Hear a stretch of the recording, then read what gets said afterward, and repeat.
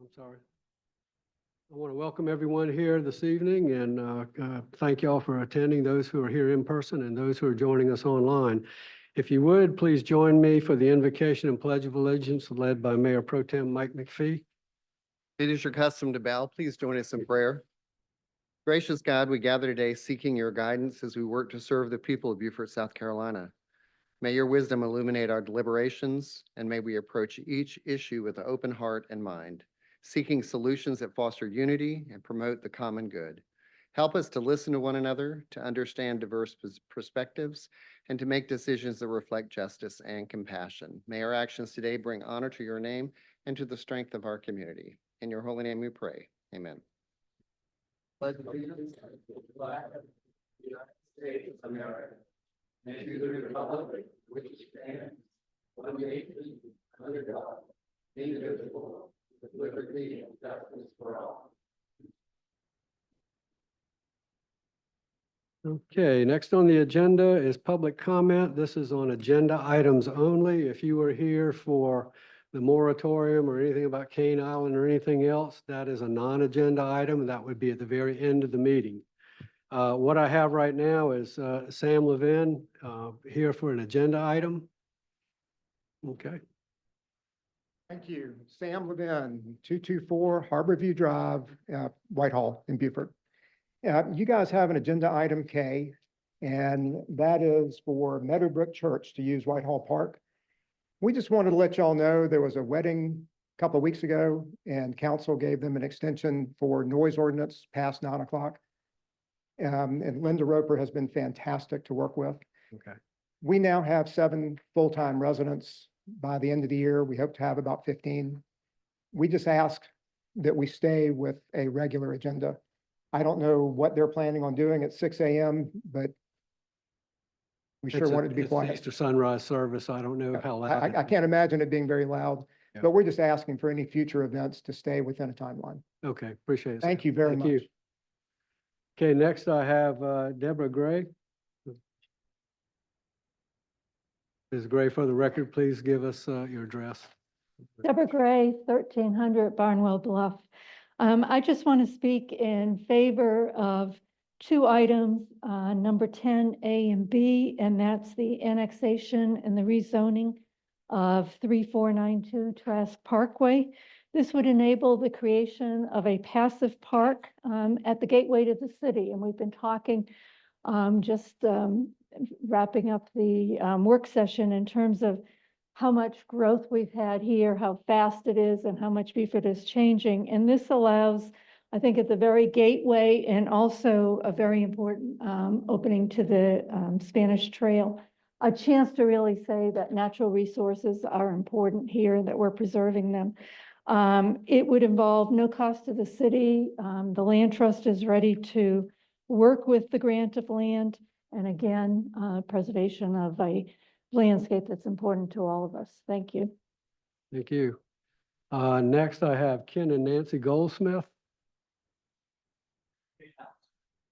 Okay, so that'll be at the end of the meeting. Okay. Okay, anyone else for public comment on agenda items? Okay, seeing none, we'll move on. Meeting agenda approval. Do I have a motion to approve? Motion to approve. Second. Okay, any discussion? Hearing none, all in favor signify by saying aye. Aye. Aye.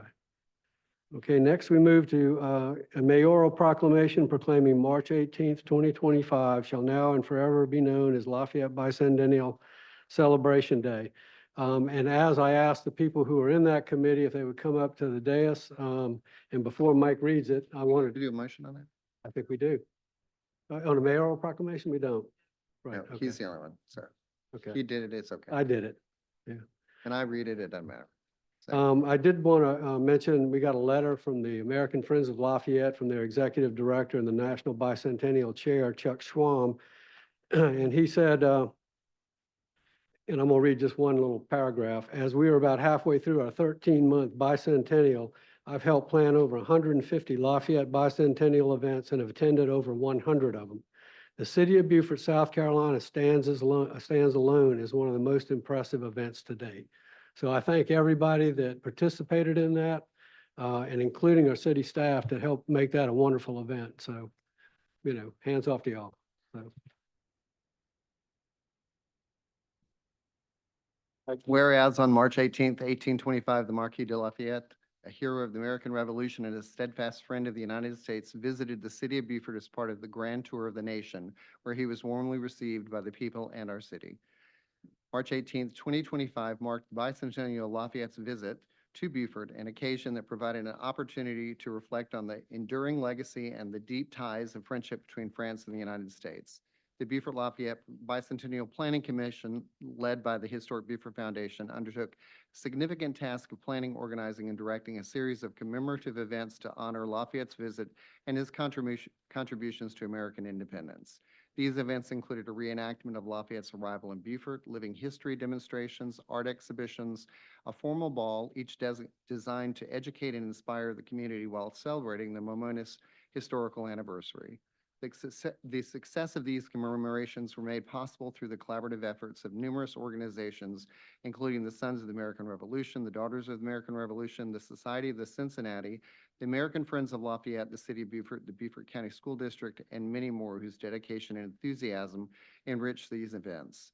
The City of Beaufort recognizes and appreciates the unwavering commitment of the Beaufort Lafayette Bicentennial Planning Committee and all participating organizations for their efforts in preserving and promoting the historical significance of Lafayette's visit and his contributions to American history. Now, therefore, I, Philip Cromer, Mayor of the City of Beaufort, do hereby commend the Beaufort Lafayette, there's a lot of words in this, commend the Beaufort Lafayette Bicentennial Planning Committee, led by the Historic Beaufort Foundation, all participating organizations for their outstanding contributions, and in their honor declare that March 18th, 2025 shall now and forever be known as the Lafayette Bicentennial Celebration Day in the City of Beaufort. Congratulations.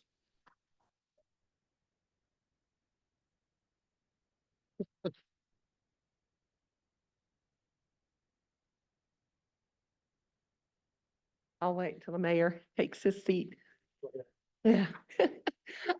On behalf of the, of Historic Beaufort Foundation, but really all of the members, the organizations, the public and private groups that were a part of the Lafayette Bicentennial Planning Committee. I know at one point we had 64 people on our email list for all of our meetings, and there were dozens of organizations that were involved. And I know Mike couldn't have read every single one of them. There were so many, but that's what I think Hardly made. read the ones that were on. I know. Yeah, but that's what made it so special. It was a collaborative effort with the whole community. And we also had, partners with the American Friends of Lafayette, partners on the state level with the Daughters of the American Revolution, as well as our local chapters. The same with the Sons of the American Revolution. And our primary partner, the City of Beaufort. We cannot thank you enough for your staff and the efforts that they put forth in helping to make this such a success. Every step worked throughout the process. And yeah, I think we had a great team and we had a great plan, but it all came together, and it came together because of so many helping hands working together for it. And I want to thank y'all in the Chamber of Commerce for the weather, because that was phenomenal that day. Absolutely no question about it. But it was a fun effort. I'm proud to have been a part of it, and I know all of the members of the committee were proud to have been a part of it. And we look forward to, in future years, recognizing that day. One thing that we are going to be doing that Scott and I have already talked about, and so we want all of y'all to participate along with our committee, is we're putting together an archival box. Not a time capsule, but something like a time capsule where we can recognize everything that happened and remember everything that happened that day. So with the schools being involved, doing scrapbooks to include in that, letting us know, what they learned, what they got out of the effort. We've had so many people contacting us and saying, I brought my kids down there and they had a wonderful time and they learned so much. And I think that's the goal, is we want to not only have a community effort, but we want to have something that's a legacy for people to remember long into the future, and this proclamation helps us do that. Thank you so much. Thank you. Okay, next we have a character education proclamation for Luca Thompson from Broad River Elementary School. Move accept. Second. Okay, Luca, would you come down? You want to call for vote? All in favor of the proclamation signify by saying aye. Aye. Whereas the character education movement reinforces the social, emotional, and ethical development of students. And whereas schools, school districts, and states are working to instill important core ethical and performance values, including caring, honesty, diligence, fairness, fortitude, responsibility, and respect for self and others. Character education provides long-term solutions to moral, ethical, and academic issues that are of growing concern in our society and our schools. Character education teaches students how to be their best selves and how to do their best work. The 11 principles of effective character education include promoting core ethical and performance values, teaching students to understand, care about, and act upon those core ethical and performance values, encompassing all aspects of the school culture, fostering a caring school community, providing opportunities for moral action, supporting academic achievement, developing intrinsic motivation, including whole staff involvement, and requiring positive leadership of staff and students, involving parents and community members, and assessing results that strive to improve upon those. Whereas the Beaufort County School District's character program was formed to support parents' efforts in developing good character in their children, and the purpose of the character education program is to integrate good character traits into the total school environment. Each school's counselor identified a list of character words and definitions deemed important regardless of the person's political leanings, race, gender, or religious convictions. Those words are kindness, friendship, acceptance, courage, tolerance, respect, gratitude, compassion, citizenship, perseverance, honesty, integrity, self-control, forgiveness, responsibility, and cooperation. And whereas Luca Thompson was selected as the winner of Broad River Elementary School as the Student of the Month. Now therefore, the City Council of the City of Beaufort hereby proclaims February 2025 as Luca Thompson as Broad River Elementary School Student of the Month. City of Beaufort thereby pronounces honesty and integrity as the word of the month of February and applauds Luca Thompson, the Beaufort County School District, Broad River Elementary School for their work in specifically honoring Luca Thompson as Broad River Elementary School Student of the Month. Witness this hand in April 2025. Congratulations.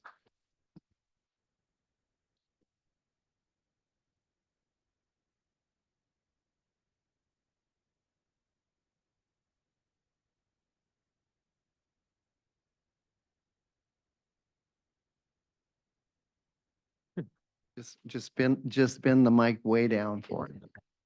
They're gonna hold it. Thank you. You're very welcome.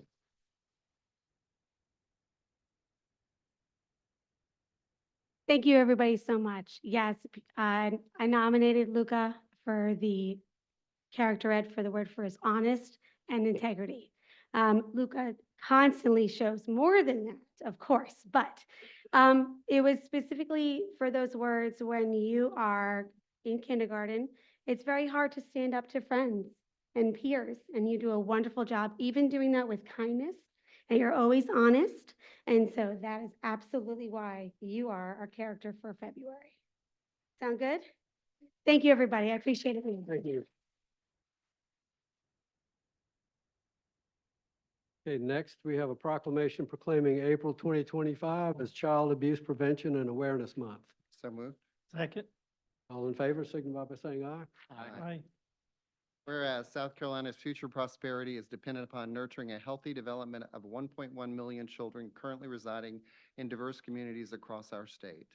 All children deserve to have a safe, stable, nurturing home and communities that need to foster their healthy growth and development. In fiscal year 2024, there were 7,663 children in founded investigations of child maltreatment in South Carolina. Whereas in fiscal year 2024, Hopeful Horizons conducted 411 forensic interviews for cases of alleged child abuse and neglect, while the Child Abuse Prevention Association provided 14,288 days of care to 108 foster children. And child abuse is a public health issue with serious societal consequences, as data shows the link between the abuse and neglect of children and a wide range of medical, emotional, psychological, and behavioral problems into adulthood.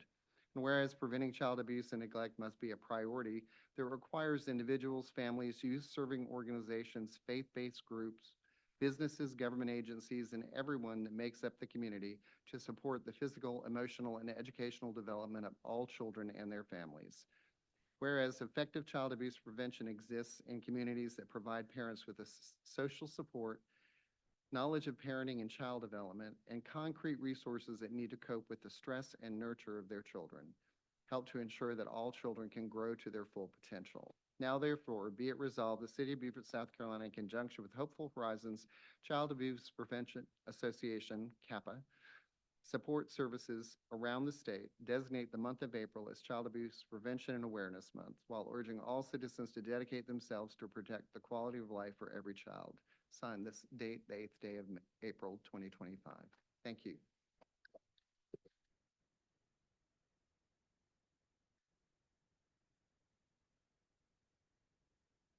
On behalf of Hopeful Horizons and CAPA, Jesse and I would like to thank you for bringing awareness to the problem of child abuse, because if we don't bring awareness and talk about a problem, how can we solve it?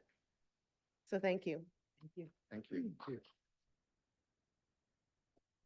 Just a note, also reminding everybody, as you see the pinwheels around the community, and you see the lapel pin I'm wearing, the pinwheels are representative of the Awareness Month too as well, and you'll see them around different civic areas all around Beaufort County. Thank you, Mike. Next on the agenda is a proclamation proclaiming May 5th through 9th, 2025 as Teacher Appreciation Week. So moved? All in favor, signify by saying aye. Aye. Aye.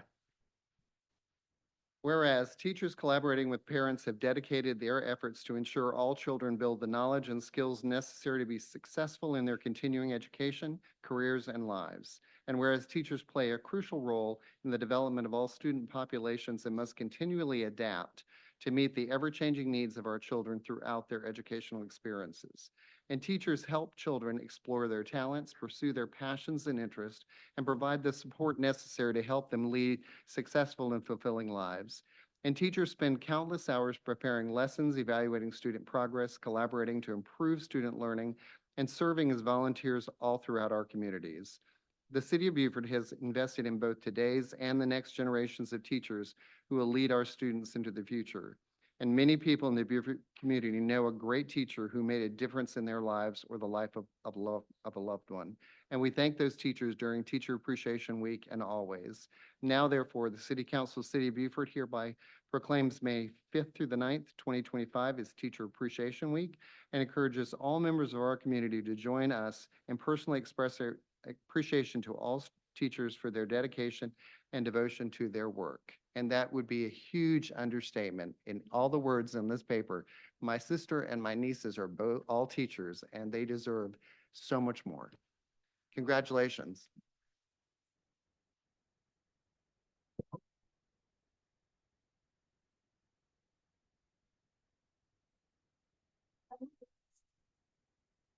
Good evening. Good On behalf of the League of Women Voters of Beaufort, we would like to thank Mayor Cromer and all members of the city council for helping us to show appreciation for all educators during Teacher Appreciation Month week, which is going to be May 5th through the 9th. Thank you.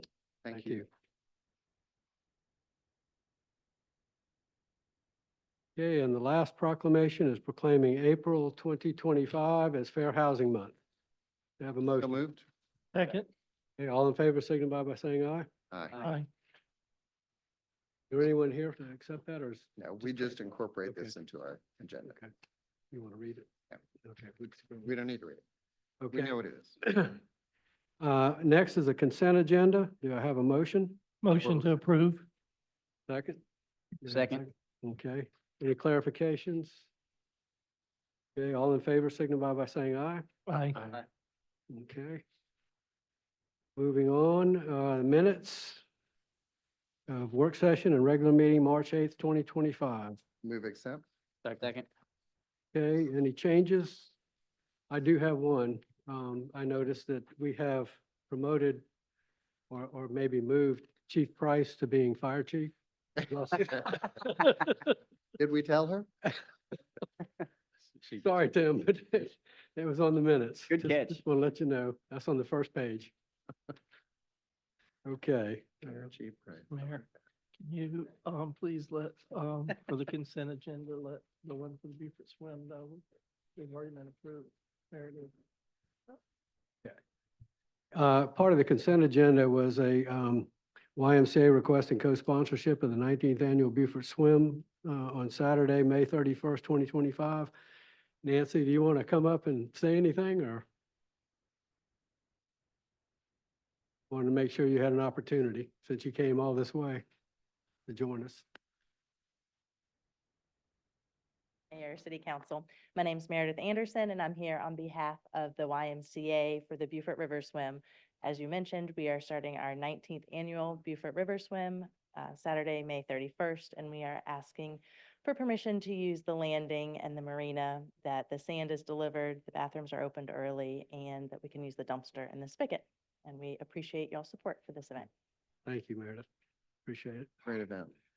Okay, now on the agenda is old business. We have a public hearing and second reading for an ordinance to amend the City of Beaufort zoning map to include parcel R 120-002, 0005, 0045, 0000 Christensen Park, rezoning it from T3S Suburban District to T1 Natural Preserve.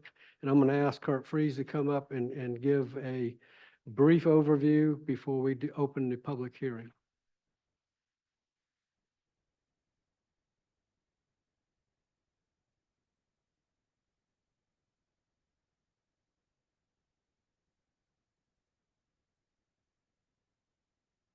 Yeah, Kurt, you can do both while you're up there. Yeah, it's a Both very, I didn't load our presentation from last time, but yes, basically the residents, I think, in that area, Pigeon Point, came to the city and requesting to basically protect those parks. They noticed that they were in T3 districts, so in this case, this is Christensen Park, but might as well speak on the next one, which is Cuthbert Park.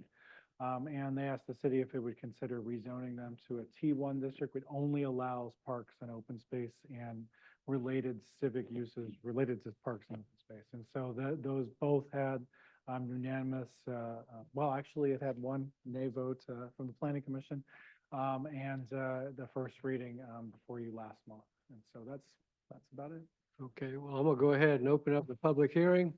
Anyone would like to speak to this? Last chance, hearing none. I'm gonna close the public hearing. Ask for a motion on the second reading. Move acceptance on second reading of the motion. Second. Okay. Any discussion? Hearing none. All in favor signify by saying aye. Aye.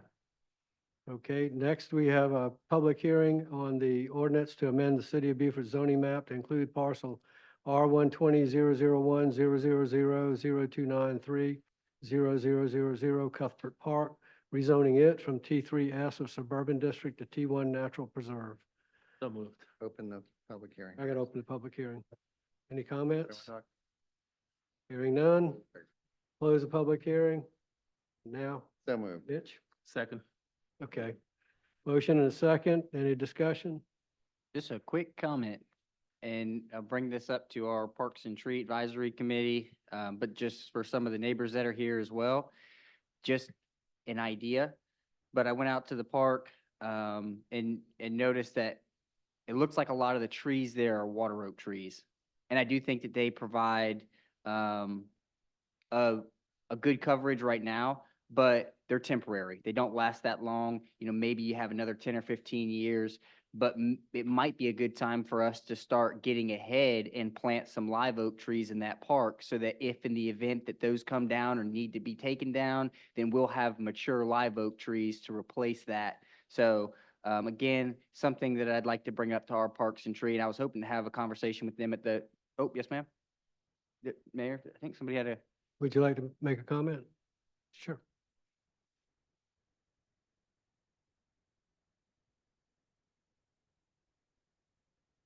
The beautification. Stephanie Braswell, 2200 Wilson Drive, and I'm happy to report that we have put 2 live oaks in Christensen Park on Arbor Day. And we have put 4 other native trees in that park over the last several Arbor Days, which is in December. So we are aware, and I'm so glad that you are aware also. But we're trying, we're doing our part. Awesome. Well, thank you so much for Yeah. that. Yeah, and I was referencing Cuthbert Park in that particular comment, but thank you so much. That's Well, I exactly the think same you were idea. in Christensen and perhaps had mentioned that to someone, no? I Mm-mm. was talking to Adam and he remembered that Yeah. you had said that. I was in Cuthbert Park. Yeah. So, but I think it's a really good Christensen Park idea, is in right? good shape. Yep, so, sounds like you guys are on the same yeah, track. We're So, trying to keep up. awesome. So, but always be aware, that's great. Thank you. Okay.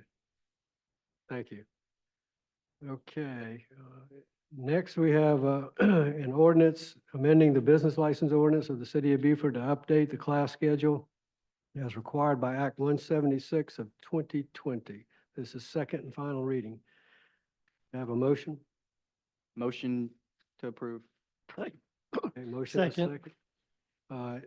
Alan, you want to brief us on that? Yes, good, brief summary. So, good evening, Mayor and Council. South Carolina's Act 176, the Business License Standardization Act, requires every municipality and county government with a business license tax to update its business licensing class schedule every odd number of years to go into effect the following year.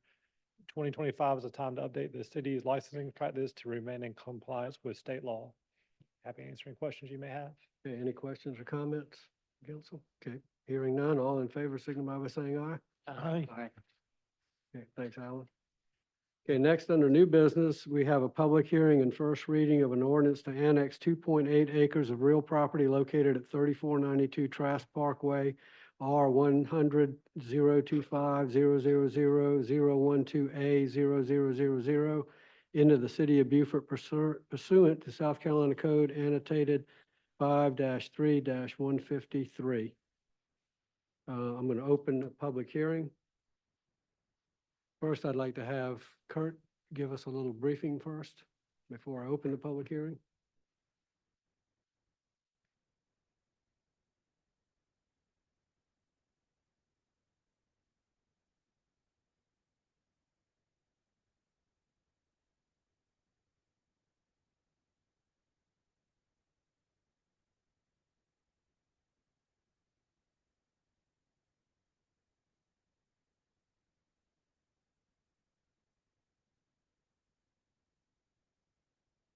Okay, so 3 parks in a row. It's, I think that's the first for me, a trifecta of parks all in one meeting, but so this is actually going to be 2 requests. The next item that you also have to hold a public hearing on is actually the zoning part of it. So if you're recommending annexation, then you're also recommending a zoning, and it requires, 2 hearings. So next month it'll be official. So kind of the same as the last parks. But this is the start of the process. So we got a request at 3492 Trask Parkway. Basically very similar to the last parks request, except this time this request came from, I think, the beautiful Beaufort Open Space Alliance. Maybe I said that wrong. Beautiful Beaufort Open Land Trust, I'm sorry, is the applicant. It is currently in the county at basically an industrial district. And it is on a gateway, so it's right next to Albergati Creek, and it is bordering, and you can see it on the map there, the Spanish Moss Trail. So, this is, a very prime property, I think, as you enter Beaufort. So what they're recommending, and as you can see, here's the zoning map in the county. So everything that's colored there on the screen is in the county with the county zoning. Again, this zoning allows industrial uses on this property currently as a use by right. Zoning map for the city is colored, so it is adjoining some city properties there to the north, and also the air base is all in the city as well. And then you can see the floodplain map, and that a lot of this property is really kind of restricted by the floodplain. And then you can see what it looks like here. So it's on kind of the right-hand side as you're pulling into Beaufort. There is a billboard on the property right now, but it's obviously heavily wooded. And as stated before, it is adjacent to the Spanish Moss Trail. So just for everybody's understanding. And here's the petition. And so what is the request? The request is to go basically to a T1 district. So a T1 district would only allow park and open space uses. And if say the city wanted to build like a pavilion or something like that, that was related to a park, that would be allowed, or a trailhead, since it's next to the Spanish Moss Trail, that would be allowed. But otherwise, it's restricted to just those uses. It did go to the Planning Commission last month. It did receive unanimous 7-0 vote recommending annexation and the T1 district. Again, those are two separate items, the annexation and then the zoning. I think the only other things to note, there is an existing billboard on the property.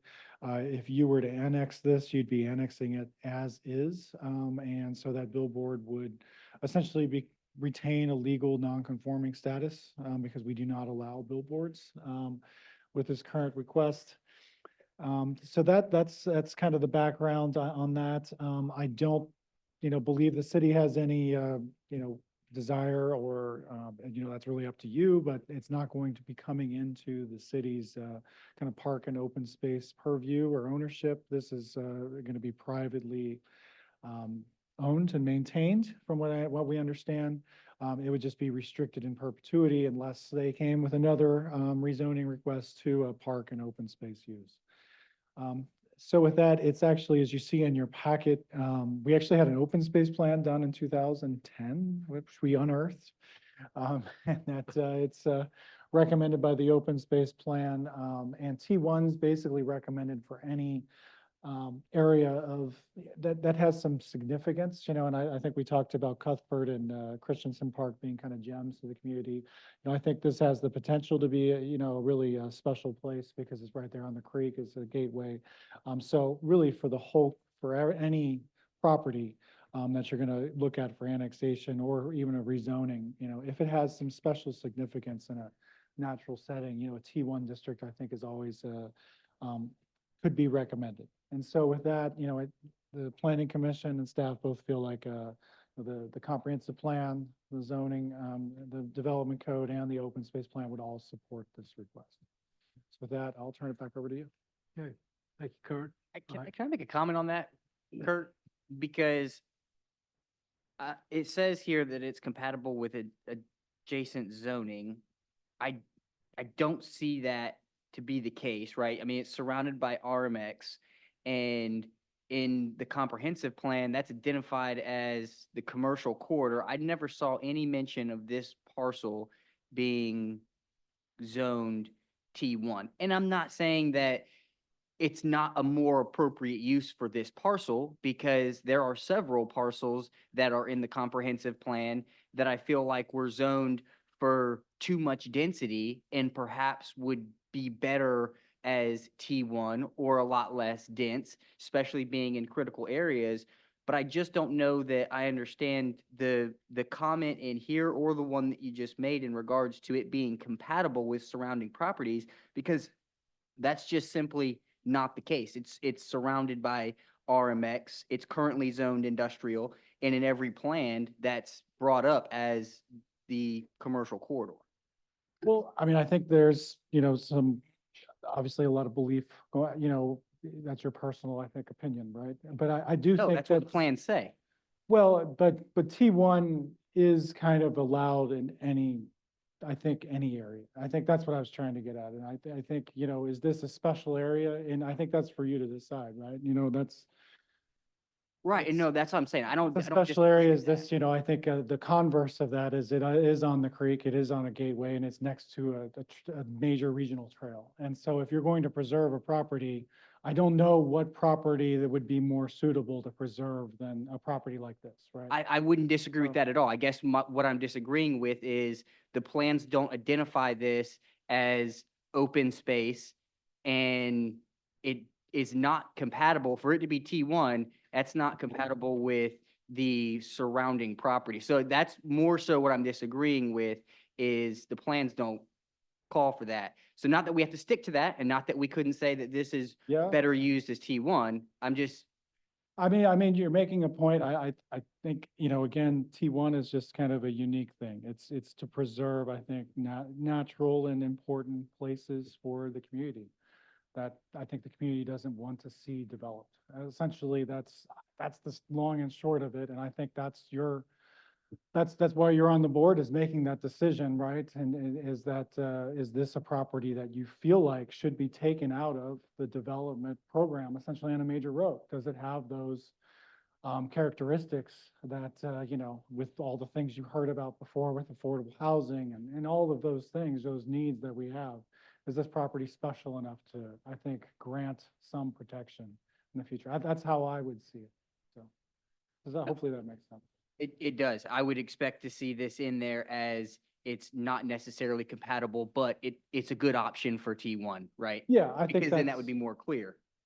Sure. And I don't think our comp plan really, we did an open space plan apparently 15 or 16 years ago, and we haven't done one since. And I don't think the comp plan did the best job with open space, but that's okay. Maybe that's something that we can update in the future, an open space plan, but, yeah. Got a couple questions. Did the one that's, doing this, did any indication why it's the beautiful Beaufort Open Land Trust and not go into the open land trust we have existing? I would defer to the applicant. Okay, because I mean, somebody's gonna come up with the beautiful Beaufort Historical Foundation before long or something. It's just, I can't figure out why, we got a good open land trust right now, and I can't figure out why it didn't go in. I mean, any ownership name or person can apply for any application. Right. They can't, I just asked them. Okay, and the other Yeah. question, maybe, I don't know if you can help me understand this. If he was to keep it in the county and the county was to give it the same type of zoning, and it would be right there with the Spanish Moss Trail, which the county owns already. So why bring it in the city? What's the benefit of it? I think that question is also to go to the applicant. I know the county does have a T1N district that allows a little tiny bit, it allows like houses and a few other things. I think just because the county's a little more unique than the city, it's a vast space, right? That's the only difference I can tell. It does allow a little bit of development, but that's a question I think for the applicant. Okay, so if it's gonna be a trailhead for the Spanish Moss Trail, to me, it would make better sense for the county to do it than the city. Yeah, again, I think that's a question for the applicants. But I understand it's not, the city's not going to maintain it, so. Okay. But now I'm going to go ahead if there's no more, you want to? Yeah, that's one question. Should we approve the annexation and the zoning? Would the city have the option of having the commercial sign removed from it? Yeah, you could do, I'll defer to Ben, but I think you'd have to do an annexation agreement, much like I think some of these other developments. And it would, you basically would have the condition that the sign would be removed. And I think the sign is there, the revenue that's generated from that would maintain the property, if I'm not mistaken. Yeah, I guess my concern there is it would be for all practical purposes from a public perspective perceived as a city park, right? I think And I'm just again, I wondering, have to cons- defer to the applicant because, Well, I'm just, That's fine. yeah, I get that. I'm just saying if it's in the city and someone's driving by the park, the natural assumption would be that this is a city park with a commercial sign on it. So that's just a concern, that yeah, the optics of it. I think, again, I think this is just for the zoning, right? And so you would be, and again, that's not in perpetuity. So there is a difference with this. Now, the last two requests, the city owned both of those parks. So, it would take a council action to change them, sell them, right? It's pretty difficult, right? In this case, this applicant could change the zoning. It could come before you. next year, Still right? falls to us to change it back. It would fall to you to change their zoning, but it does not mean that you own the park or it is affiliated with the city. It just means that you are basically putting a zoning district where the park and open space is the only thing that they could do on the property legally. But Does that make theoretically, sense? So, theoretically, if the, this open land trust dissolved, you know, years later for some reason or another, the property would go back to him, correct? And he could get it rezoned the property go back to the original owner. I mean, I don't know how this is all organized, and I think I would defer to them, but, you know, again, whoever the owner would be, once when you change the zoning on it, you know, it's going to be restricted to T1, so. Do we know whether the owner is available for any of these questions? Well, usually I think someone should be here tonight, so I would, after I'm done, usually the applicant.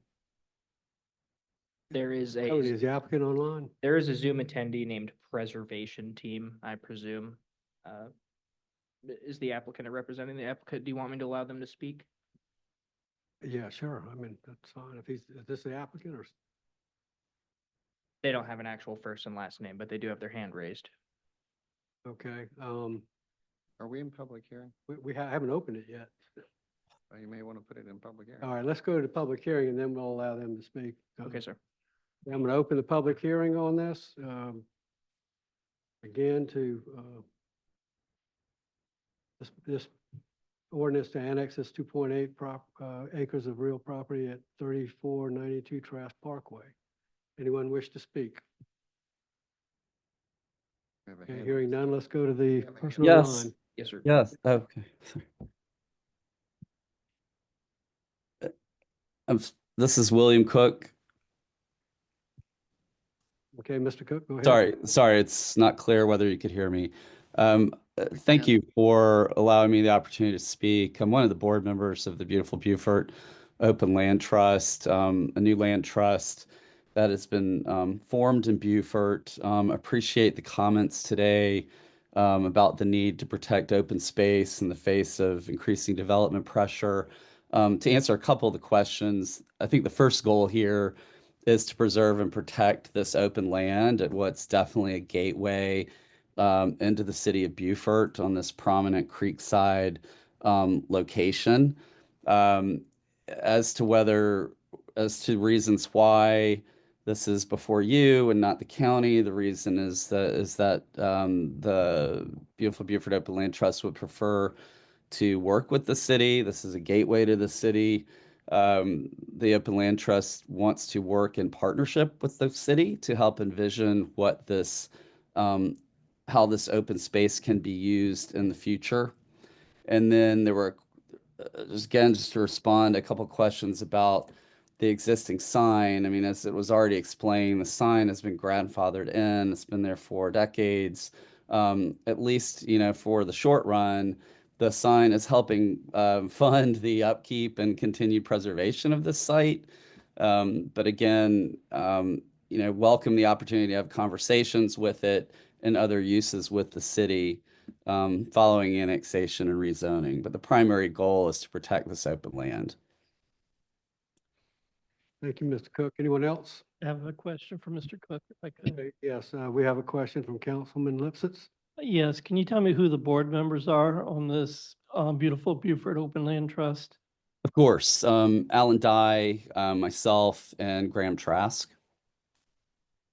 Okay, thank you. Okay, anyone else? Hearing none, I'm going to close the public hearing. Now I'm going to ask for a motion to approve the annexation of 3492 Trask Parkway. Do I have a motion? So moved. Second. Second. Okay, we have motion and a second. Any discussion? Okay, hearing none, all in favor signify by saying aye. Aye. Okay, we have nay votes? Nay. 2 nay votes, okay. All right, next we have a thing here, a public hearing on the zoning request for the same 3492 Trask Parkway. Open up public hearing. Any discussion? Any comments? Hearing none, I'll close the public hearing and ask for a motion to approve the zoning. So moved. Second. Okay, any discussion? Hearing none, all in favor signify by saying aye. Aye. Aye. All opposed? Nay. Okay. All right, the motion passes. Okay. Go back.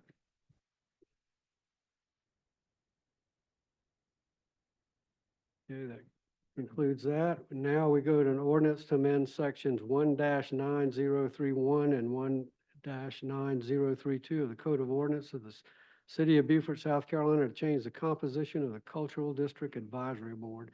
This is first reading. Do I have a motion to accept? Motion to accept. Second? Second. Okay, Linda? You like to- Evening, Mayor and Council. The ordinance before you is changing and adding some members to the Cultural District Advisory Board. One of them would be the representative for the Freedmen's Arts District. The Freedmen's Arts District is within the boundaries of the Cultural District, so it makes sense to add a representative because many of the decisions that are made by the Cultural District Advisory Board would include them. And so that they felt like they needed to add them to the mix of their board.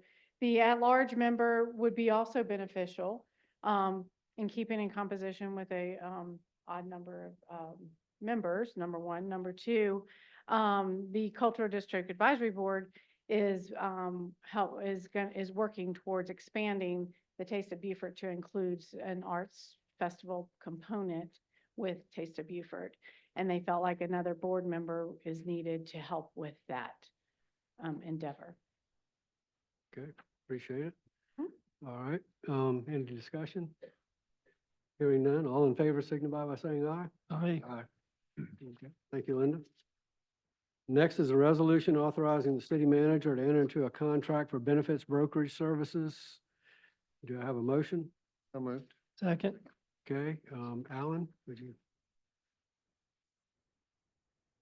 So on February 13th, the city solicited request for proposals for the benefit brokerage services. The city received 7 proposals, and the following is who we received them from: Alliant, Gallagher, IMA Financial, Mark III, McGriff, NFP and Ion Company, and Pierce Group. The selection committee consisted of Yvette Burgess, Human Resources Director, Senior Rice, Senior Accountant, and Christy Kittle, Human Resources Specialist. The committee scored the NFP proposal the highest based upon their industry expertise and their experience working with the city. They maintain an extensive, well-organized library of online resources in a format that provides easy access for Human Resources Department staff and employees.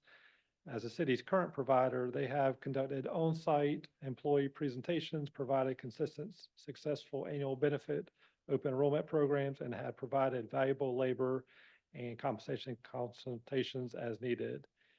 NFP has saved the city an estimated $440,824 over the past 5 years in savings with successful negotiations with our healthcare provider on behalf of the city. The committee also stated that the soft cost of transition to a new provider versus the benefit of continuing to work with the current provider systems and staff relationships. And the selection committee is unanimous in recommending NFP as the lowest, most responsible bidder for providing benefit brokerage services. Happy to answer any questions you may have. Questions, Alan? So is this a new program, or do we currently have a, We currently use them and have been.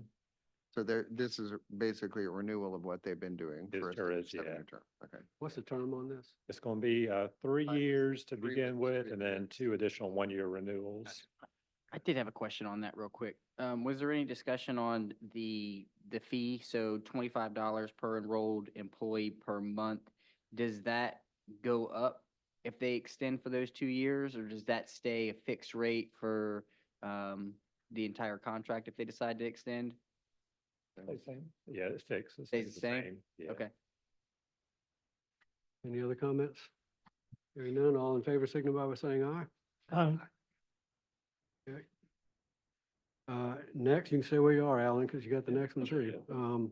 An ordinance to amend fiscal year 25 budget for revenues of general fund. This is first reading.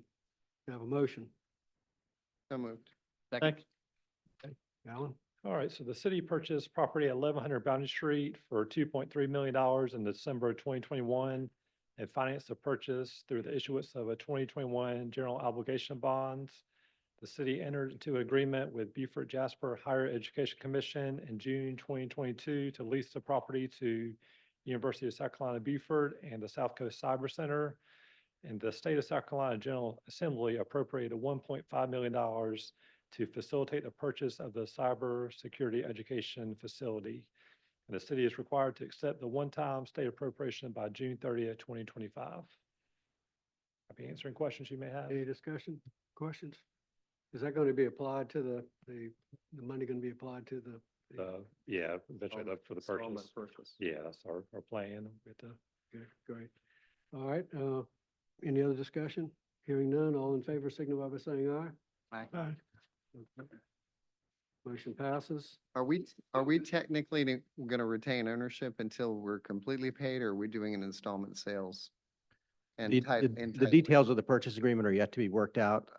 Based on the conversations that I've had with you all and we've had with Dr. Panu, I'm continuing dialogue with Dr. Panu, and he is continuing to seek some sort of resolution with regard to funding on their end. Okay, thank you. Next is an ordinance to amend sections 8-2001, 8-2001 .4, 8-2002, and 8-2003, 8-2005, 8-2006, 8-2009, 8-2010, 8-2012 of the City Code of Ordinances to add a new section 8-2015.1. This is first reading. Do I have a motion? So moved. Second. Okay, JJ, you want to fill us in on all that? Good evening, council. I stopped being a practicing local government attorney, so I didn't have to deal with parking and animal control anymore, yet here I am. All of those sections relate to the city's parking ordinances. As you all know, this was an ordinance we started looking at last year because we had our private parking enforcement contract coming up for renewal this year. In the interim, as we were working through updates to the ordinance, South Carolina Attorney General's Office issued an opinion in November of 2024 stating that regarding the Isle of Palms, the municipality of Isle of Palms, they could not engage in private parking enforcement. Since that time, we've been working with the Municipal Attorneys Association, South Carolina Municipal Association, the Attorney General's Office, and the other municipalities in the state of South Carolina that do use private or non-sworn parking enforcement. And the consensus among those groups, and looking at other Attorney General's opinions as well as case law here in South Carolina, the remedy that everyone agrees is the best route is to specifically state in your ordinances that the individuals, if they are not sworn law enforcement officers that would be engaging in parking enforcement, are doing so as code enforcement officials. There is clear Attorney General's opinions and case law and precedent for that type of enforcement. Private enforcement occurs all the time in various types of code enforcement for municipalities and counties. And our ordinance, our previous ordinance, which you do have a red line, or actually I guess it's a blue lined version as an attachment in here, did already require that individuals be appointed by the police chief. And we believe that was always kind of the intent of the ordinance. However, with these updates, we want to make that clear that they would be appointed as code enforcement officials, the individuals who would engage in any sort of parking enforcement. We also wanted to leave the opportunity for law enforcement or some other form of non-sworn parking enforcement, should that be deemed to be the most appropriate financial approach to that matter. All of the other write-ups or markups that you have in here are things that the city attorney and I had been working on. It just kind of brings our parking ordinances in line with best practices and other ordinances across the state. But the big thing has to do with the enforcement. Now, I will note for council, remind council that the city of Beaufort was named in one of these lawsuits recently regarding the parking enforcement. So we do have pending litigation. This matter was discussed at the March council meeting and executive session with legal counsel.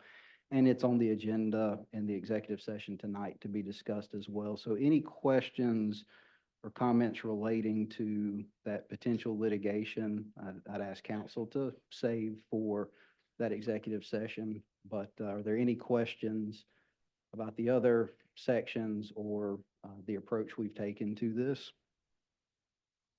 Anyone else? Yeah, I have a question. So, this is gonna come before us again for a second reading, so. That is correct, Maybe in between now and then, you could go back and take a look at this. I may be Absolutely. wrong, but, in section 8-2003, vehicles and property may be removed.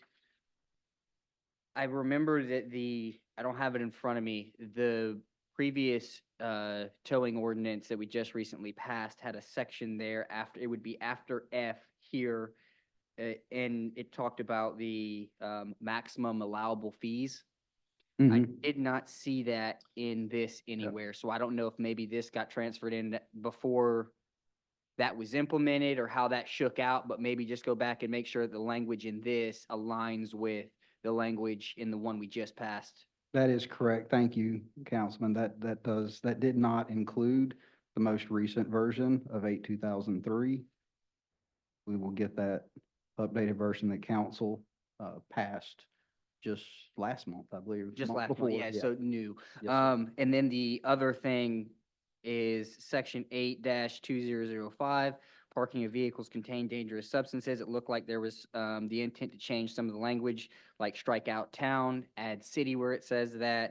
But in subsection C, there was still a town that got missed. So in the first sentence there, maybe just strike through town and add city to be consistent with subsection A. Thank you, sir. And any small scrivener's errors like that, the council sees between now and the first read or second reading, just let us know and we'll get that incorporated. And I'll be going through this again between now and second reading, and we'll notate anything else like that I would consider scrivener's errors. Okay, just for the benefit of the audience, they will have to undergo background checks as well as training, correct? That is correct. So if you go to section 8-2015.1 on page 161 in the packet, section F, the applicable language here is that if the city contracts with a private entity to assist the city in administering the city's parking ordinances and programs, the chief of police is authorized to appoint employees of that private entity as code enforcement officers to administer and enforce the city's parking ordinances and programs pursuant to South Carolina Code 5-7-32, which is code and ordinance enforcement. Any individuals appointed as code enforcement officers whose duties include parking enforcement activities, including the issuance of notices of violation or collection of handling of money, shall undergo criminal background checks, drug testing be conducted by the private entity. The results of the background check and drug test shall be provided to the chief of police and undergo a training program approved by the chief of police before they undertake any enforcement activities. And again, we believe that's always been the intention. We've never had a system where the company engages in the true enforcement of the ordinances, anything beyond writing the citations and collecting payment on unchallenged citations. But we wanted to make that explicitly clear hear that they are doing that under the code enforcement authority. Any other questions? Yeah, just really quick, I'm sorry. Do Yes, you sir. think there would be any value in, so one example, this would be the playground lot where we talk about metered parking, playground lot, and it says parking rate shall be $1. There are other privately owned metered parking spots in that same area that are, I honestly think they're charging $15 an hour, but whatever it is, do you think that there's value in us adding in this language that this is specifically speaking to city-owned, or do you think it's captured pretty well? I believe it's captured well. It's more of an operational issue that we've been struggling with for a little while now of how to best enforce a shared parking lot. It's not something that you run into very often, but we are trying to determine how best to address that. I think it's clear in the ordinance. We need to make sure we're clear in the signage and enforcement. If that makes sense. Okay. Yep. That's it. Anything else? Hearing none, call the question. All in favor, signify by saying aye. Aye. Okay, motion passes. JJ, stay where you are. We got a couple more here. A resolution adopting priority community development needs. Have a motion. Motion to approve. Second. Okay, motion a second. JJ? All right, good evening, council. This is our annual adoption of our CDBG priority community development needs. We did this in January of last year. If council will remember, last month, LCOG came and presented to council on the CDBG priority needs process. We wanted a little bit more time to finish out the strategic plan draft and make sure we believed we had reflected council's priorities for this year. The resolution from last year is attached on page 173, and the proposed resolution for this year is attached on page 172. Last year, we identified drainage improvements in low and moderate income neighborhoods as number 1 in our priorities. Streetscape improvements is number 2. Funding for public facilities, transportation, and services is 3. Housing programs is 4, and public recreation facilities is 5. That mirrored the previous years as well. Based on the feedback we received during the strategic planning session and just throughout this past fiscal year, we believe that housing programs, even though this may not be able to assist our direct programs, as LCOG pointed out at last month's meeting, we believe that affordable housing is probably the top priority at this point within the city. Then drainage improvements continue. We're a coastal community with an aging infrastructure. Those continue to be a public safety priority. Then public facilities, transportation, and services, because we're looking at different modes of transportation. We're participating in the Northern Regional Transit Planning, and we're looking at different types of programs for the downtown area as well as the city as a whole. We identified that as number 3. We've moved streetscape improvements down to number 4 because once we complete the Duke Street, final stages of Duke Street, that was the last major streetscape that we had on the books previously. Now that may change this year as we complete the capital planning process. We did also have the Calhoun streetscape. It was a streetscape and a stormwater project, but we didn't have any immediate streetscapes on the horizon.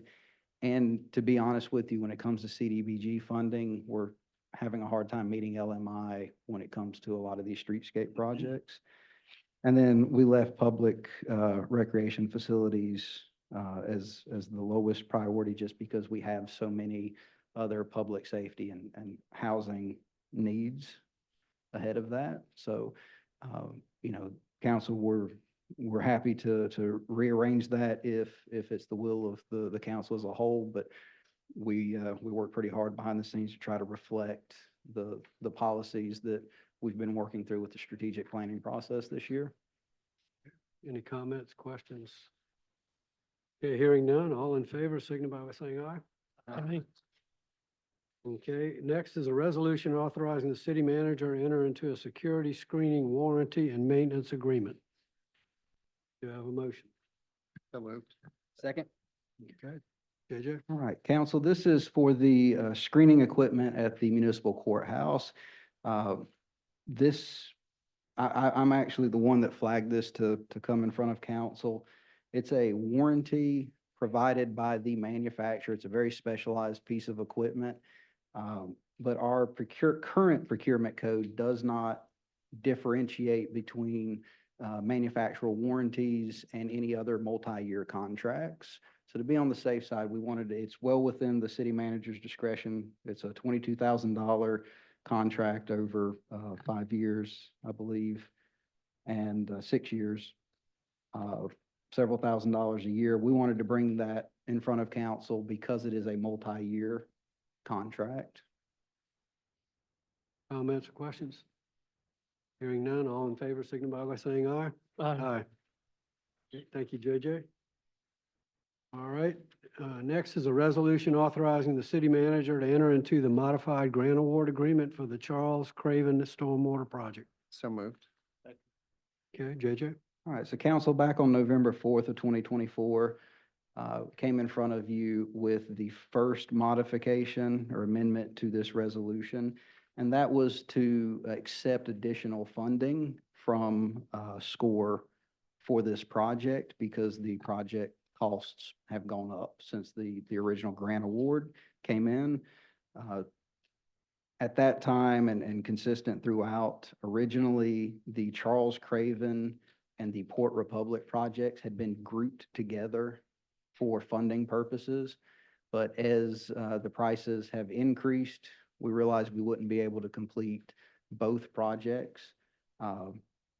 So we started looking at the potential to have some funding left over from the King Street project, since that project was rescoped to not have the pump station. We believe there's going to be cost savings when that goes out to bid for construction.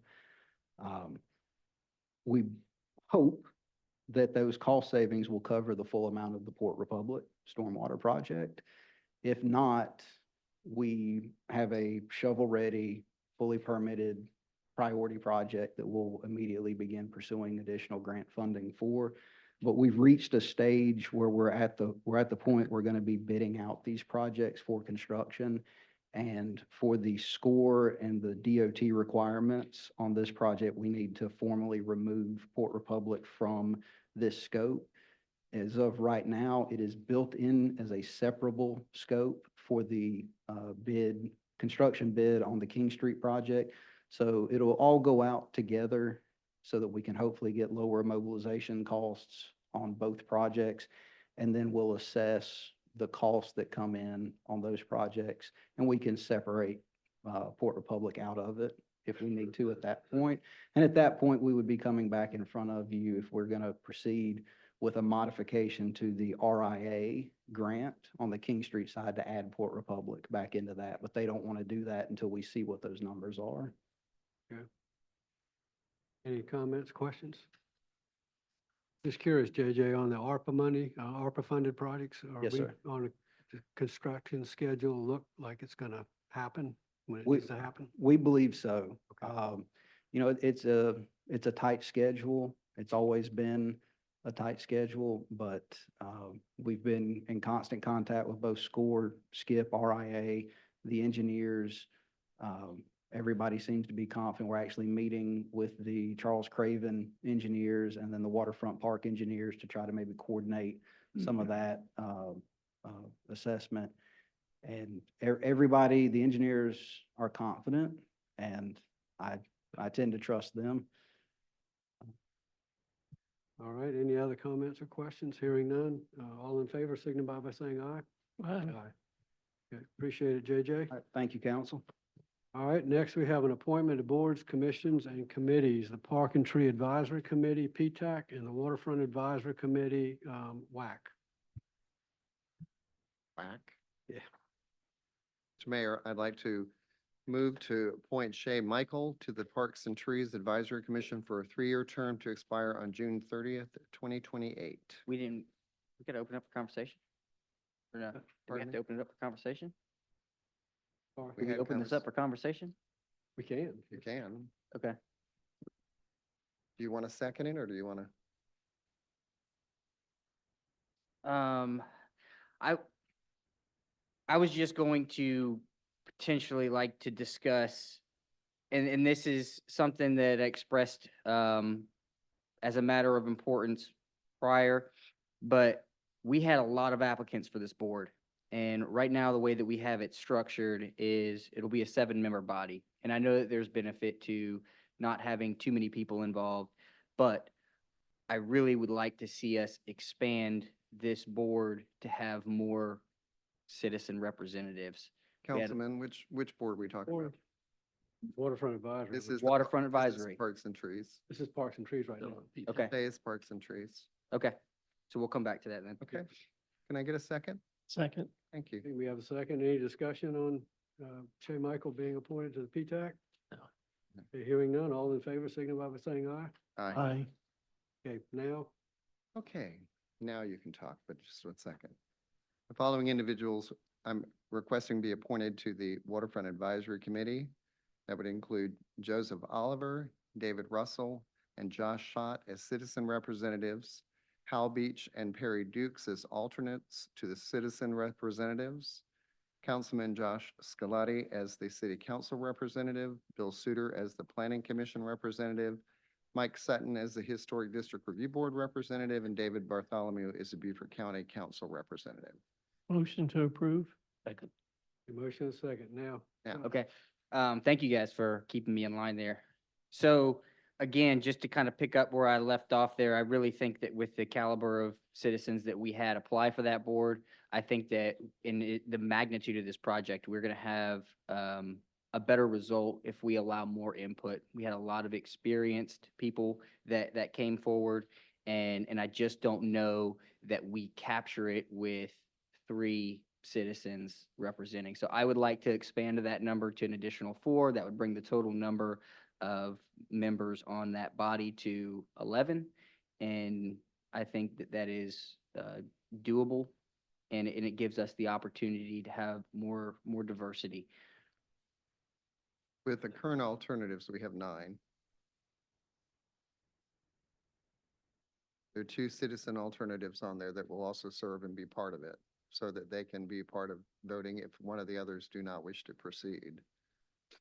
So, If I may speak, I also think that while we have 9 members, or we're proposing 9 members, that all of those other citizens who volunteered, and we're certainly fortunate to have so many qualified folks coming forth for this committee, they all have access to these committee members, so their views can be shared and voiced through the folks who are already on the committee. So I would move to keep it at 9. So hold on, we're not keeping it at 9. Right now, it's at 7, and then Okay. there's 2 additional alternatives should 2 of the members not participate or not show up, right? So right now, it's at 7.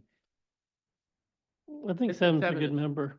I That's a think- good number. Yeah, I think 7 is a good number, and my apologies for saying 9, but yeah, all of these folks have access to all of these members. I think you could make it so big and they're so qualified that everybody's a leader and it gets challenging to do anything, but Yeah, I mean, we've got a really good roster there in the 7, well, most of them.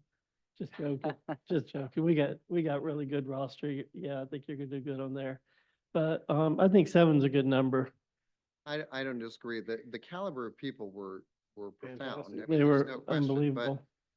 I still think as we discussed before, that it's very important that this board be capable of making decisions and moving with the activities and actions that are brought to us by the engineers. And I really feel like if we get too cumbersome, it's just going to be counterproductive.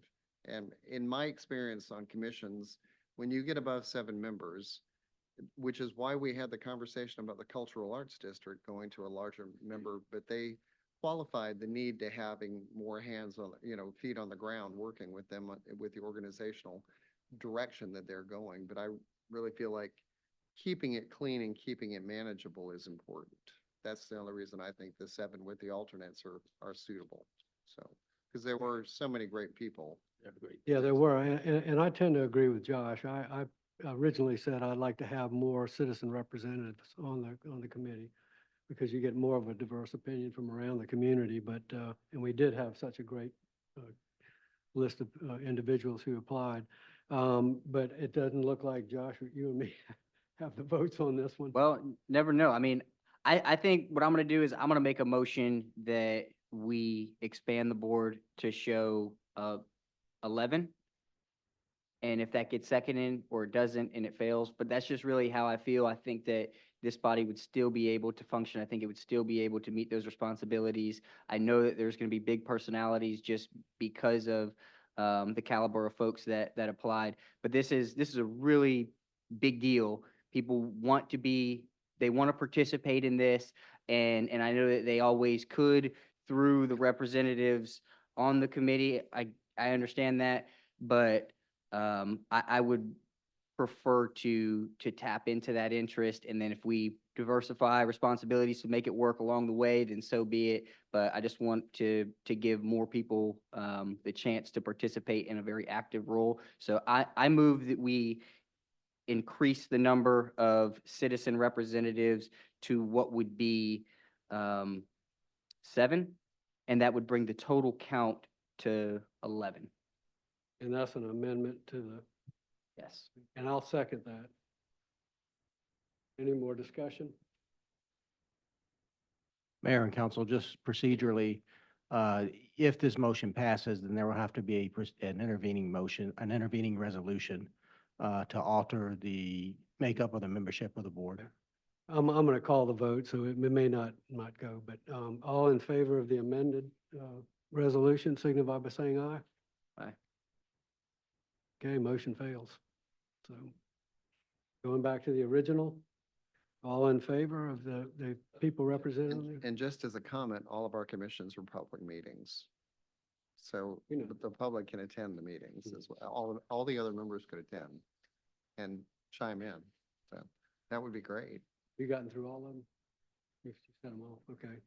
All in favor of the original motion signify by saying aye. Aye. Okay. Resolution, yeah, I'm sorry, yeah. Okay, next is public comment. This is on non-agenda items.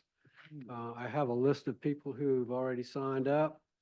Please limit your remarks to 5 minutes and give us your name and your address when you approach the podium. So first of all, I have Michael Barrett.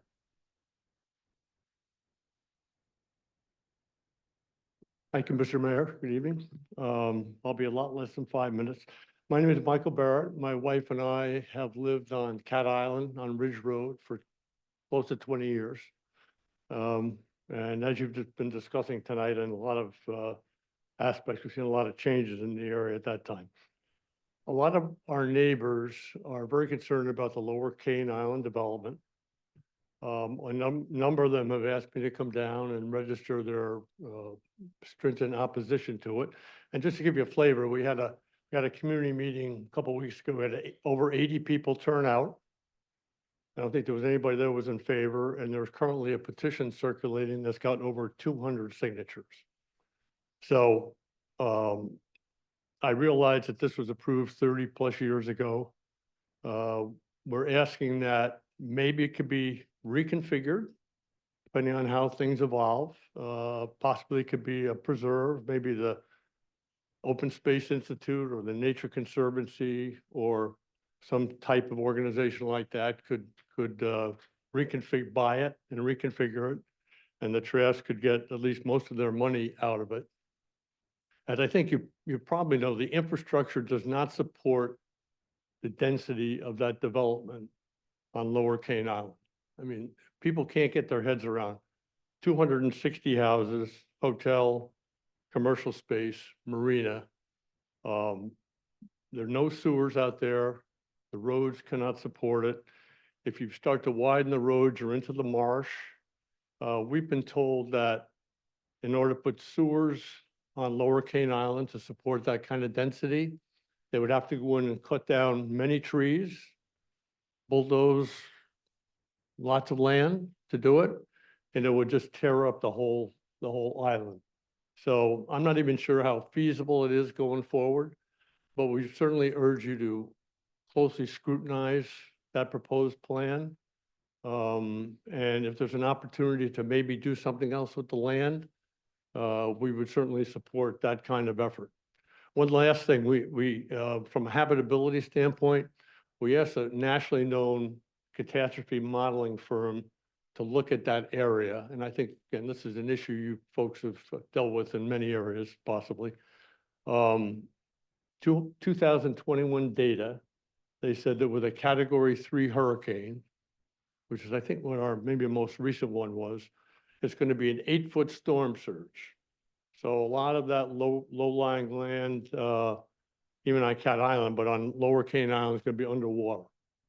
So I'm not sure how the city looks at that or whether it does some modeling for the habitability factor of it. But we think that would be a concern, certainly for anybody that's going to try to buy property out there. So I appreciate your time tonight, and I hope you take these thoughts into consideration. Thank you very much. Thank you very much.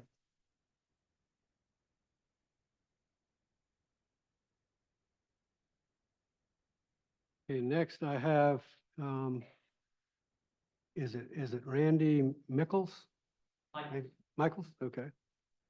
Sorry, I mispronounced your name. Cat Island, I would appreciate it if I could take his extra minute and a half on my time. I'll be a little bit longer than that. And anybody willing to donate time, I'll take a bit on that. Well, we really can't donate time. We try to keep it to 5 minutes. That's gracious plenty from. Well, maybe hit that button just about 2 minutes after I start, if you will. I'd like to say that, off the topic of this is that, we would support Mayor Cromer's proposal to our short-term moratorium. 6 months is just a blip on the screen. That might allow time to solidify supporting infrastructure, the foundation that is so urgently needed here. So maybe just a small consideration. 6 months is nothing. But if the infrastructure, the traffic,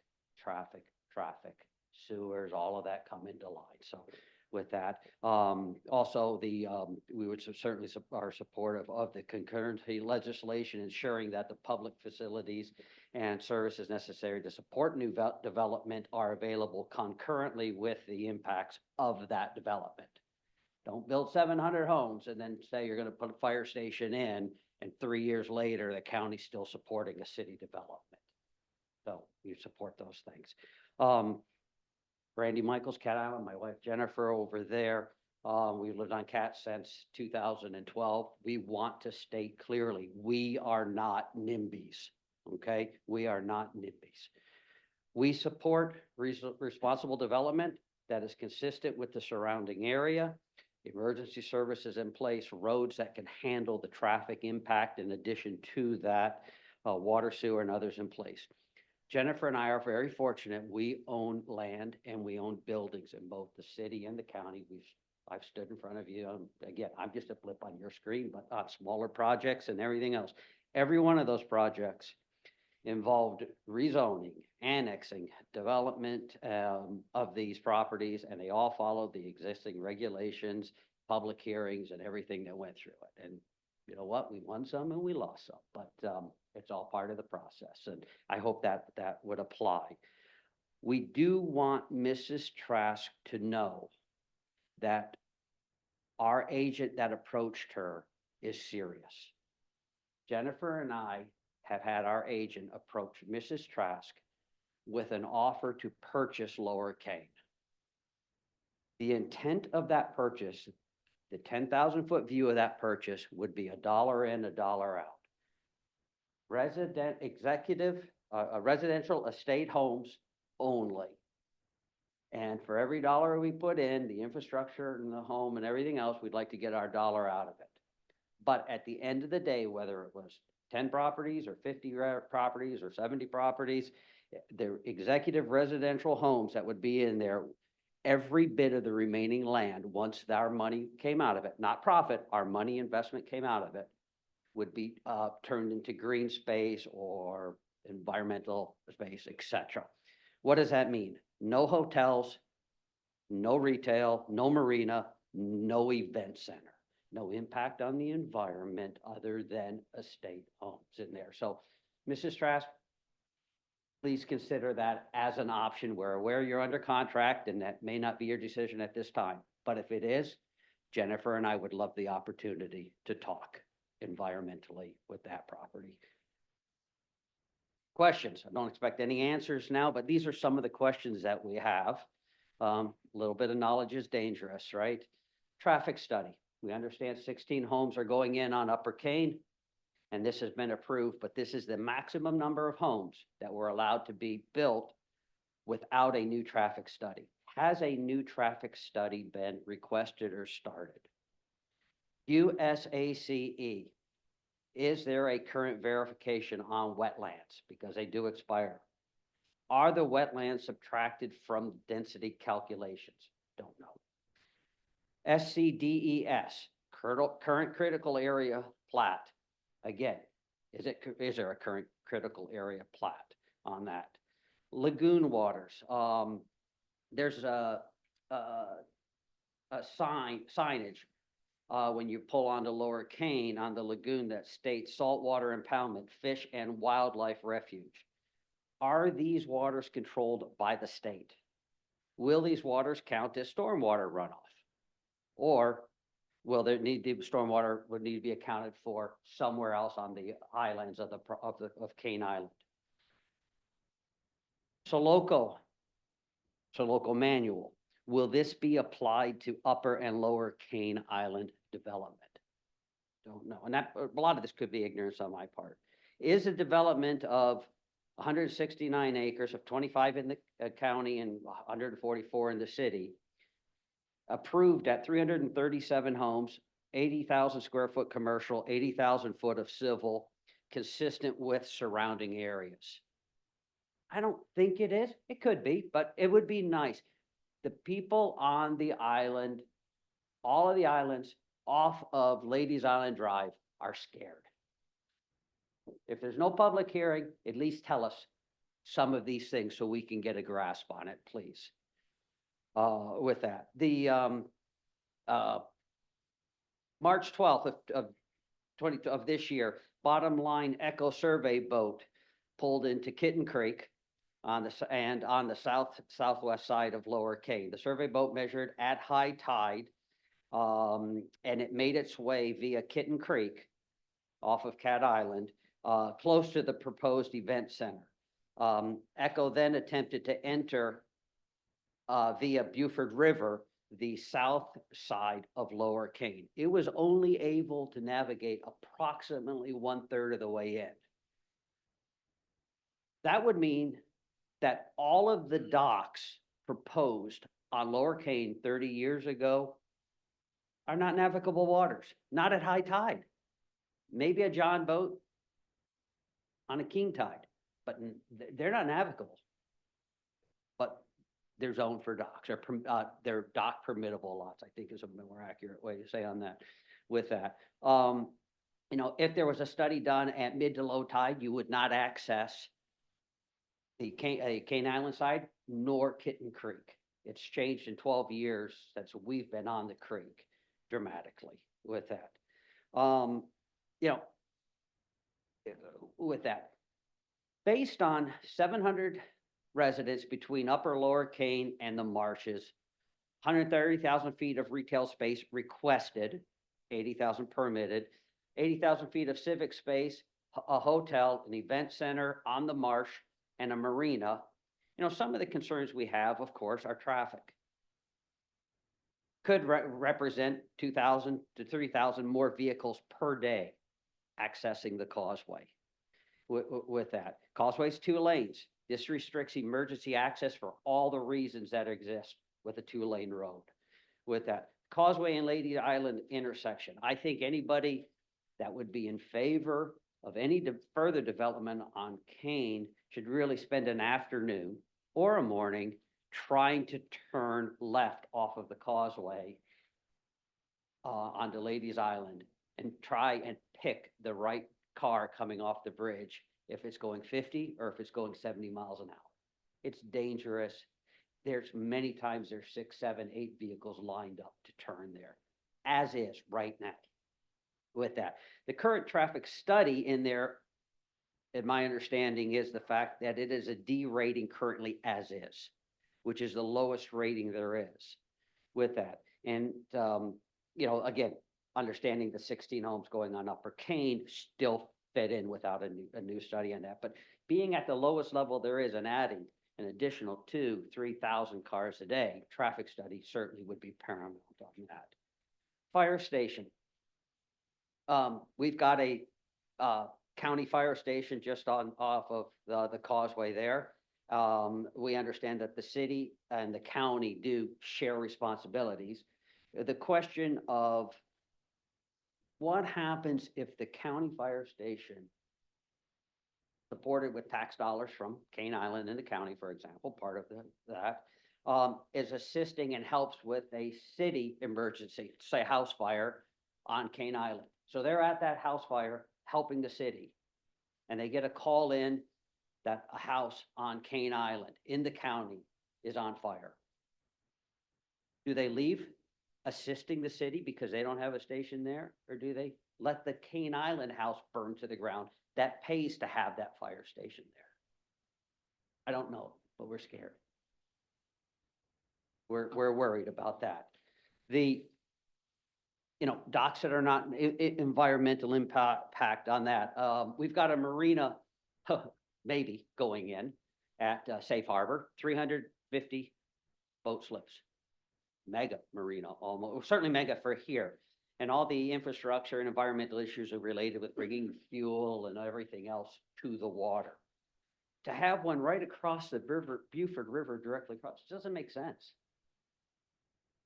Just that does not make sense in the short term with that. The sewer system, you know, an 8-inch sewer line along the causeway. I'm a specialist with that, but I understand you need a 12-inch line to handle this type of growth and this type of capacity. The tree canopy would no longer exist on Cane Island. To physically dig down 6-7 feet to put these pipes in, and the deeper you go, the wider that trench is. The canopy there's not enough room. The canopy would not exist on that, with that.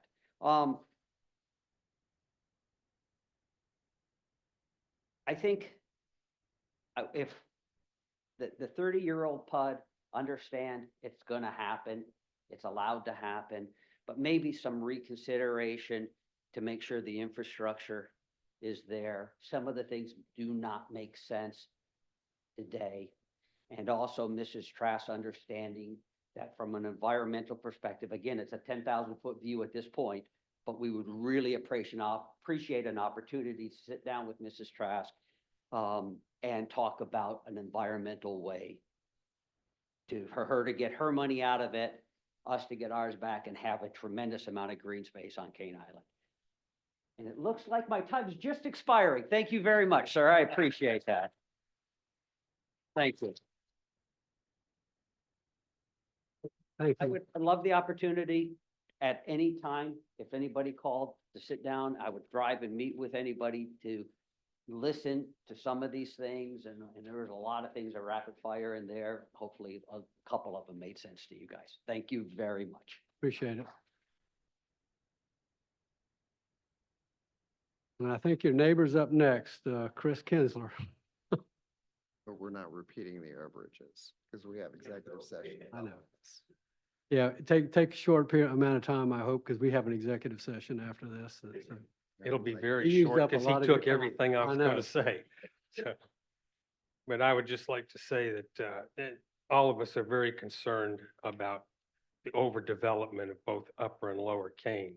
With the extra 2,000 cars going in and out of that small curvy road every day to tee into Ladies Island Raceway and Sea Island Causeway, Sea Island Drive. It's dangerous at best to turn left out of there, and it's just going to be backed up, very backed up, and they do need to do a traffic study. The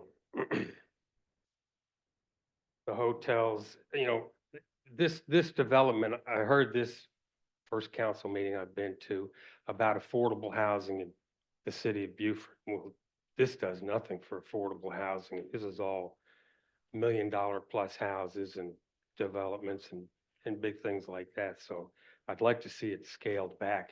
You know, nobody's against nothing going in there, but this is really pretty densely populated for such a small area.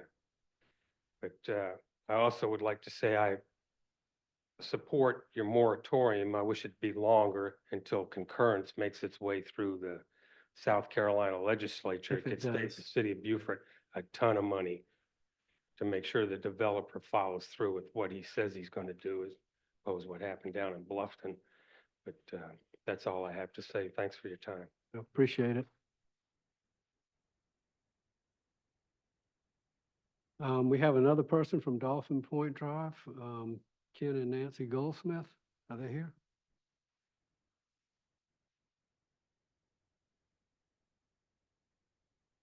Mayor, council members, thank you for this opportunity. I can't be anywhere near as eloquent as the gentleman before me who so succinctly presented our case for those of us concerned about the nature of the development on Upper and Lower Kane. I don't need to belabor those points. I just want to add my voice to those that want you to consider everything you can do to moderate and do something consistent with the Island Causeway community that exists there already. I think to the extent that your moratorium, sir, could have an impact on all of this, I would support that. I need to know a little bit more about it. I saw the moratorium mentioned with the phrase large-scale development. And sometimes we take words like that to give you some flexibility to what you interpret large scale is, and I understand that's one strategy. On the other hand, some specificity might be helpful for those of us that like to support that with a clear understanding of what you intend with that phrase large scale. And depend on how much land you have, that can be just a few houses or a lot of houses. But the concurrency bills in the House and the Senate, as I understand them, having read them, will be supporting those. Of course, I think that makes all the sense in the world. You don't have to travel much in this country where you can see where the infrastructure didn't come along as fast as the housing or the development, and yet people suffer for it for a long time, and then it's just a heck of a mess trying to go backwards and reverse that process. So be supporting the concurrency bills. The thing, I'm not against development.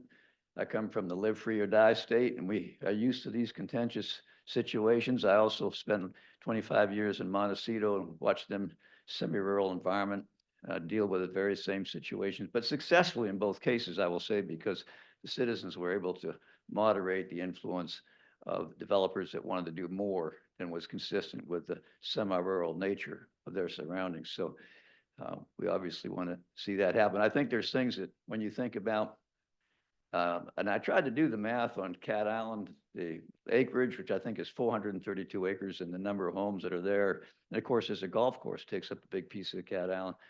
But there's a metrics there that say, well, if it's working on Cat Island, I think all of us from Cat Island would feel that it is. That metric ought to be looked at certainly for Lower Kane as a community metric.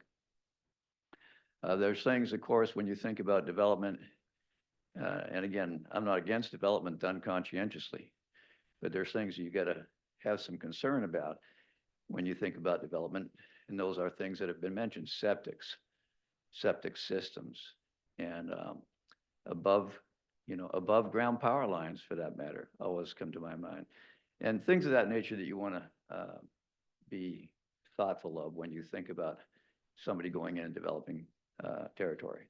So thank you for this time to express my opinion. So first chance I've had to speak before the council. So thank you much, gentlemen. Thank you for coming. Appreciate it. Last but not least, Dick Geyer, is he still here? There he is. Good evening. I got a different developmental issue. 2 weeks ago, I appeared before the county council and read a public comment about growth. I'd like to share that with you I shared that with the City Council of Port Royal last week.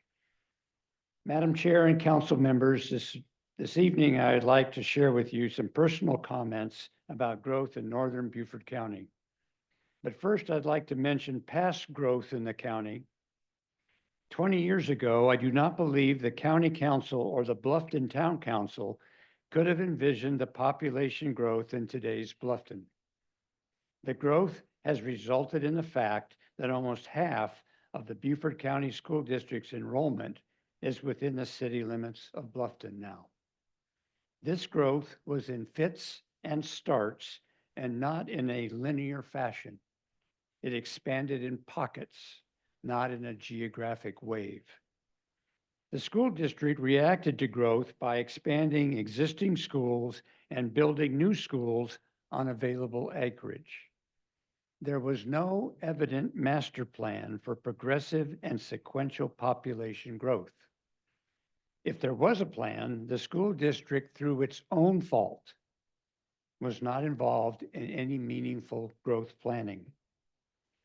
Currently, the school district is in the process of constructing an additional elementary school on the May River campus and has room to build an additional school there if necessary. The district is also in the process of purchasing the Willow Run property in Bluffton, the last suitable tract in Bluffton for additional school construction. Recently, I provided the council and this council with the district's facility master plan. If you read the last part of that plan, you'll see that we believe that this additional property will allow us to accommodate the final build out of the city of Bluffton. With 2020 hindsight, I believe that if 20 years ago, the school district was more involved with the county council and the city of Bluffton, we could have properly dispersed schools to better accommodate the goal of neighborhood schools. Some national media tells us that South Carolina will be one of, if not the fastest growing states in the nation. Beaufort and Port Royal are now experiencing single-family and multifamily growth, and the current capacity, classroom capacity in our northern county schools should be able to accommodate this growth for the next 5 years. The question is, what will happen here in northern Beaufort County over the next 10 to 20 years? No one can accurately predict the future, but we can learn from the past. It would be very helpful for the county council, the Bluffton Town Council, and the school board to come together and conduct an after-action review of the growth of Bluffton over the last 20 years. This review could identify lessons learned that can be invaluable in charting the planning for future growth in Beaufort County. It's hard to predict the future, but the Beaufort County School District is committed to remain engaged with county, city, and township officials about providing classroom space, teachers, and administrative support of the children that comes with population growth. Please consider a Bluffton growth after action review, and I'll ask you the same thing that I asked the Port Royal City Council. Please encourage the county council and the city of Bluffton and the school district to come together and give some lessons learned for northern Beaufort County and the growth that we are invariably going to have to deal with. And hopefully, if a moratorium, which I would really love to see, is there, you have the time to make sure that happens. Thank you. Thank you. Okay, I think that's it for the non-agenda item public comment. We'll now go to the city manager's report. Good evening, Mayor and Council. Tracy, start the timer. Just kidding, I won't be 5 minutes. I want to let everyone know that our municipal court will be closed this Friday, April 11th for staff training. On April 22nd at 5 p.m., we will have the first look at the staff recommended FY26 city budget at a special work session. Public is invited to attend and comment. The police department will be hosting a movie night during the day on Wednesday, April 23rd from 1:30 to 3:30 p.m. at the Charles Lynn Brown Activity Center. This showing coincides with the Beaufort County School District spring break. Fire Department Deputy Chief Matt Boucher's last day with the city is May 1st. Chief Boucher has been with the department for 17 years. We are going to miss his leadership dearly and his sense of service, and we wish him well in his future endeavors. Just a reminder that the Taste of Beaufort is coming up May 2nd and May 3rd. That'll be downtown in the Waterfront Park area. And lastly, the new edition of the Beacon should be available by mid-May and will be mailed to all city residences. Council have any questions? Questions? Just to say, you sure know how to clear a room. Yes, I'm not taking that personally, unfortunately. So Thank you, Scott. many of those are my neighbors, by the way. Yeah. So. Thank you, Scott. For the mayor's report, since the last meeting, we obviously had the Lafayette celebration. And again, I want to thank all the city staff, Linda, for all the work you and Nate and everybody did. That was fantastic. Also attended a neighborhood outreach connection meeting with Scott, where they do after school, I guess, schooling and learning. And they do this in these low-income housing complexes.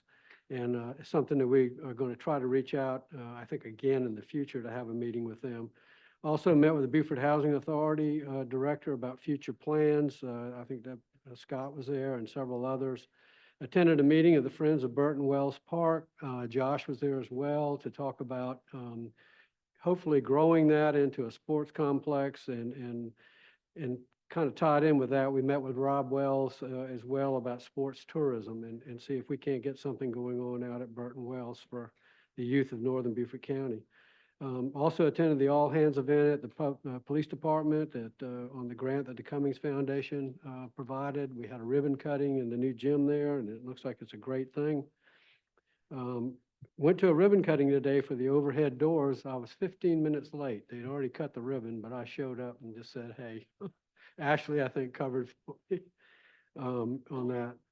Also, I'll be attending the Shanklin Elementary School Leadership Day on Friday, the MCAS Air Show on Saturday, and looking forward to the upcoming budget meetings the rest of this month. So with that, I'm going to turn to my right, Councilman Mitchell.